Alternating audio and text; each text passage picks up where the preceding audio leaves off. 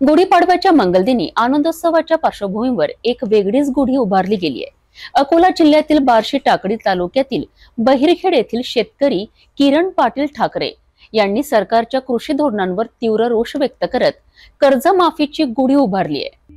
गुढीपाडव्याच्या दिवशी संपूर्ण महाराष्ट्रात गुढ्या उभारून आनंद साजरा केला जातो, पण अकोला जिल्ह्यातील बहिरखेड येथे मात्र एक वेगळीच गुढी उभारण्यात आली।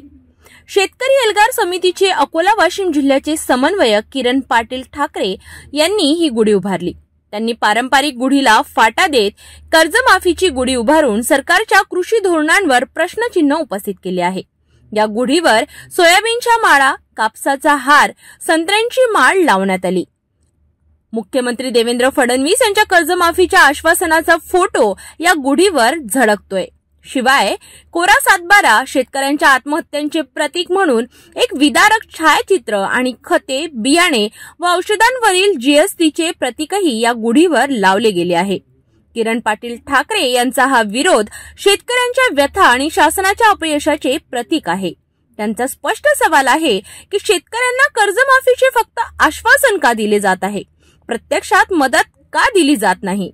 महाराष्ट्र सरकारच्या कृषी धोरणांवर प्रश्न उपस्थित करत ठाकरे यांनी हे अनोखे आंदोलन केले आहे। सर्व शेतकरी बांधवांना नमस्कार। मराठी नवीन वर्षाच्या तुम्हा सर्व शेतकऱ्यांना हार्दिक शुभेच्छा। आज गुढीपाडवा म्हणजे या फसव्या सरकारचा आज माझ्या घरी मी ही गुढी उभारलेली आहे। याचा निषेध, महायुती सरकारचा निषेध म्हणून या गुढीपाडव्या दिवशी, या गुढीपाडव्यात विदर्भाचं प्रमुख पीक असलेलं सोयाबीन याची माळ, ज्या कापसाला भाव नाही या कापसाचा हार, आणि ज्या मुख्यमंत्री साहेबांनी पहिलं आश्वासन दिलं की आम्ही तुमचा सातबारा कोरा करतो म्हणून, तो सातबारा याचं छायाचित्र लावलेलं आहे आणि शेतकऱ्याला आलेली आत्महत्येची पाळी त्याचा पण फोटो याच्यात दाखवलेला आहे।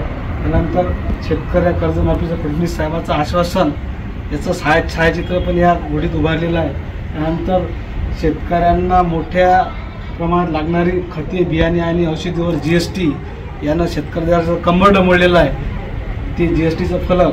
त्यानंतर सोयाबीन व कापसाला आज भाव नाही, शेतकरी आत्महत्येच्या दारात उभा आहे।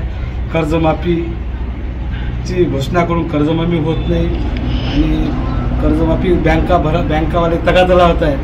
अशा प्रकारचे या सरकारचा निषेध म्हणून आज गुढीपाडव्याला ही कर्जमाफीची गुढी म्हणून आम्ही उभारलेली आहे।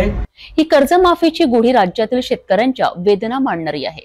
शासनाने या प्रश्नांची दखल घेऊन लवकरात लवकर ठोस उपाययोजना कराव्यात, हीच या गुढीमागची भावना आहे।